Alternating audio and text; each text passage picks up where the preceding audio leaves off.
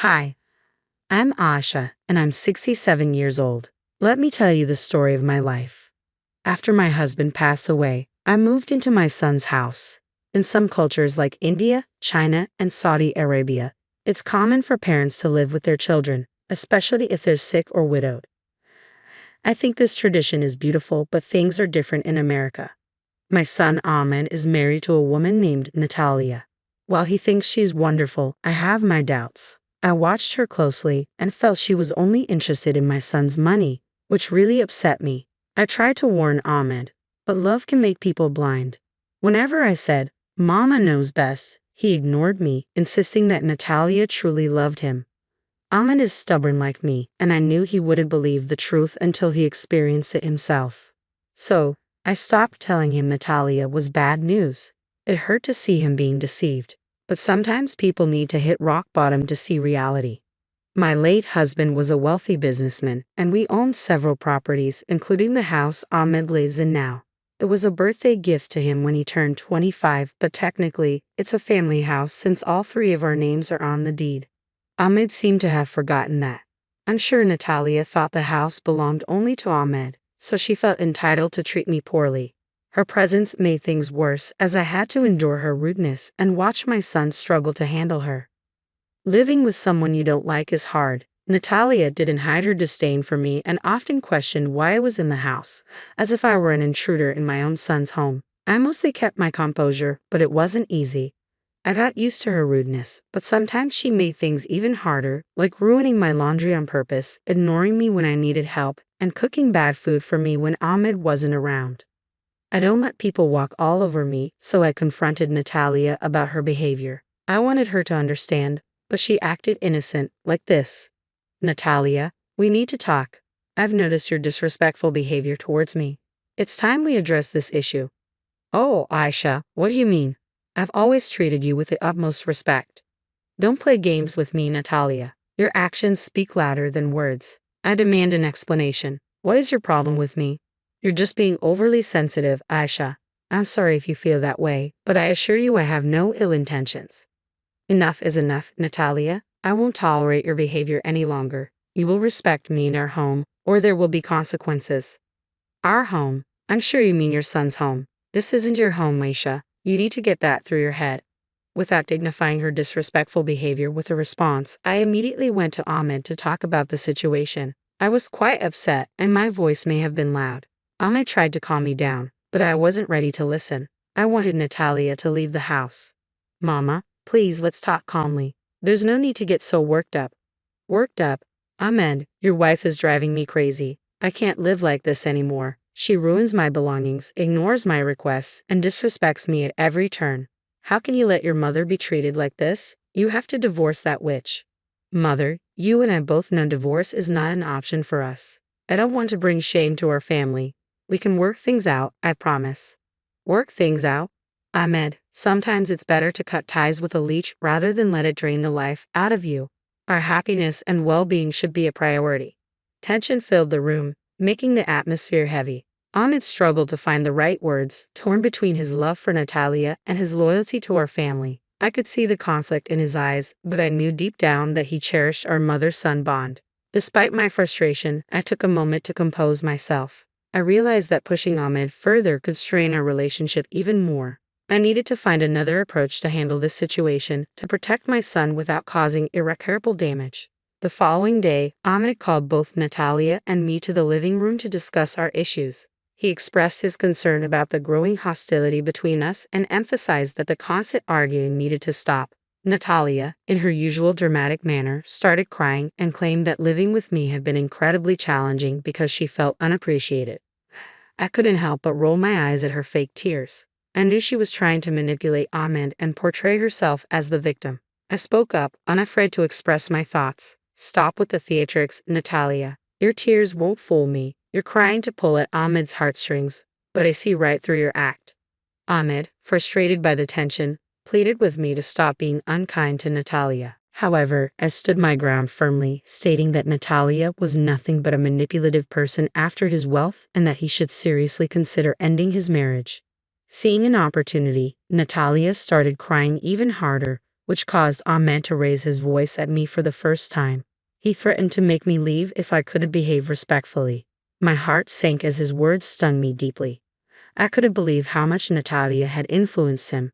Feeling a mix of anger and sadness, I impulsively stood up and slapped Ahmed across the face. The room fell silent as tears filled my eyes. Wow, Natalia has truly changed you, hasn't she? You never would have spoken to me like this if she wasn't here. I hope you're happy with yourself. Overwhelmed, I retreated to my room, frantically searching for the important documents left behind by my late husband. I needed to find the title deed of the house, which clearly stated that the house belonged to me, Ahmed, and his father. There was also a clause stating that if Ahmed acted rudely or disrespectfully, he would lose ownership of the house. You see, Ahmed used to be a troublesome and spoiled child. Both his father and I wanted to teach him about responsibility, so we decided to give him a house that he had to take care of. We added the clause about disrespect because we anticipated that Ahmed might lose his privileges within a year. We hoped for the best but prepared for the worst, which is why that clause was included. To our surprise, Ahmed had been responsible and maintained ownership of the house since his 25th birthday. However, that clause still held weight, and now I had to consider whether it was time to remind Ahmed of his responsibilities and the consequences of his actions.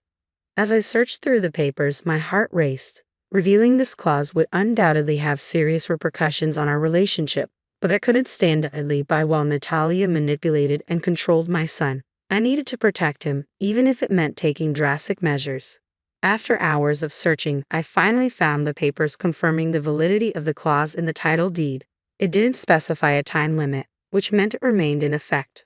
Holding on to this information, I decided to wait for the right moment to disclose it, strategically planning my next steps. Meanwhile, I came up with another plan to expose Natalia's true nature to my son.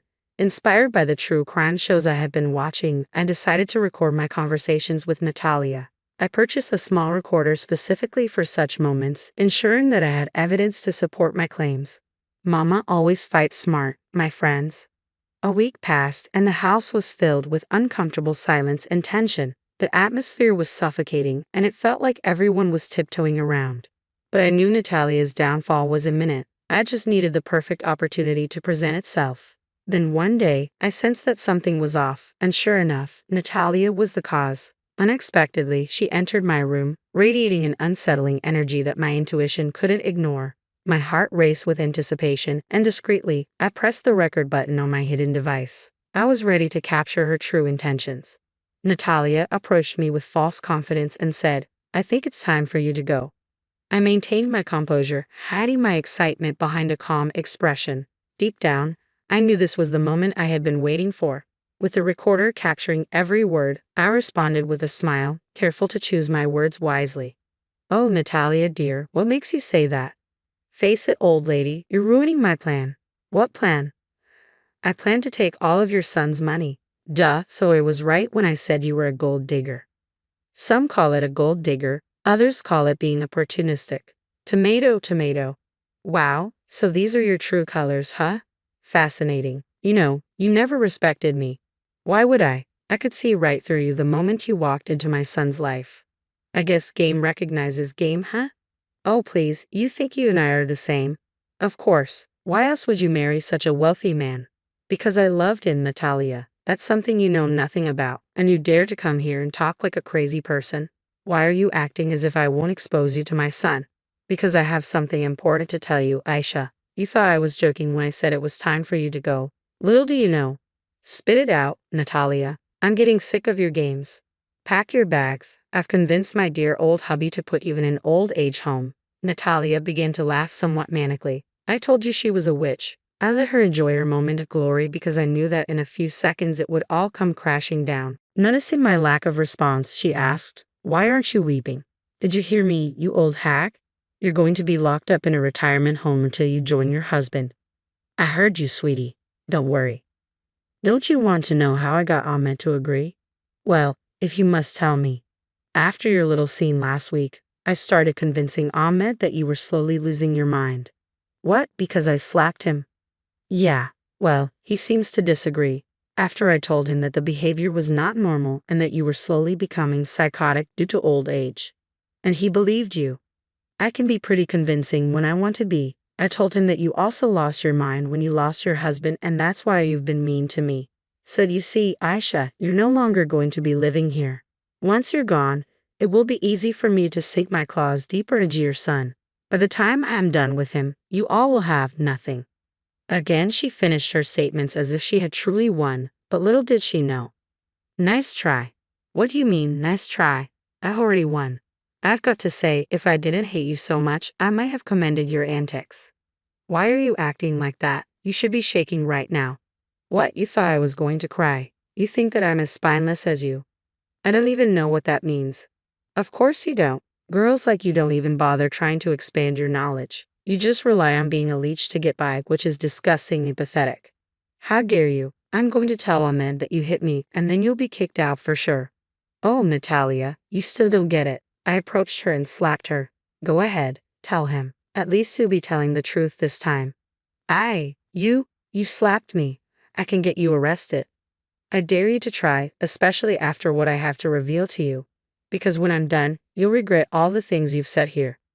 I revealed everything to Natalia, telling her that this entire conversation was being recorded to expose the truth. I also told her that she had no right to even attempt to kick me out of the house, considering that I was part owner. Pack your bags, Natalia, because you're no longer welcome in my house. To my surprise, she fainted in shock. Hearing her plans unravel before her eyes, coupled with the impact of our conversation, was too overwhelming for her. As I gazed at Natalia lying unconscious on the floor, a complex mix of satisfaction and disappointment washed over me. I felt satisfied because I finally had the evidence necessary to expose her true nature, but at the same time, I was deeply disappointed that my son had fallen prey to her manipulations. Ahmed rushed into the room, drawn by the loud thud, his face filled with panic as he tried to revive his wife. Despite the chaos, I remained composed. Mama, what did you do? Ahmed, I know you're upset, but please? You're crazy. Aisha was right about you. I should have put you in a home sooner. You're losing your mind. Oh, stop that. Will you put her in the recovery position and come to me? She'll be fine. I already called the ambulance. Ahmed reluctantly stopped panicking and came over to me. There's something you need to see and hear. Still in a state of shock, he looked at me with a mix of confusion and concern. What are you talking about, Mama? We need to get Natalia to the hospital. We can't just leave her here. Just as Natalia regained consciousness, confusion and fear crossed her face as she struggled to grasp what was happening. Before she could utter a word, I pressed the play button on the recording device, allowing the incriminating conversation to fill the room. Natalia's lies, schemes, and true intentions were exposed for Ahmed to hear. As the recording played, shock transformed into anger on Ahmed's face. The weight of Natalia's deception sank in, and he directed his gaze at her, a mixture of disappointment and fury evident across his face. How could you do this, Natalia? All the lies, the manipulation. I trusted you, and you played me. Natalia, fully aware of the evidence stacked against her, struggled to come up with a believable response. Her attempts to make excuses faltered in the face of the undeniable truth. Ahmed's voice trembled with a mixture of concern for Natalia and his growing anger as he shouted at her. I watched him, feeling a combination of sympathy and determination in my heart. Ahmed, my son, I'm sorry it all had to come to this. The paramedics arrived and transported Natalia away, despite her hurling insults at me and desperately pleading for Ahmed to take her back. A counterintuitive reaction, I must admit. I understood that the journey ahead would be difficult for Ahmed. However, I firmly believed that he needed to learn these lessons on his own. Just as I had hoped, the house, a symbol of responsibility, would remain in our possession, patiently awaiting Ahmed's personal growth and maturity. Can I say it? Ahmed asked. Say what? I told you so. Yeah, I guess you can. I think I'll hold on to it for now. I can see you're hurting. I loved her, Ma. I know, baby, I know. I guess you were right. You really do know best. At that moment, I felt a huge sense of relief and hope. The truth had come out, and though we had some healing to do, I knew we would come out of it stronger. I had faith that my son would understand the importance of making wise choices and treating others with love and respect. I also made up my mind to remove my name and his father's name from the title deed. Ahmed had proven himself to be a responsible and honorable son despite all the challenges we faced.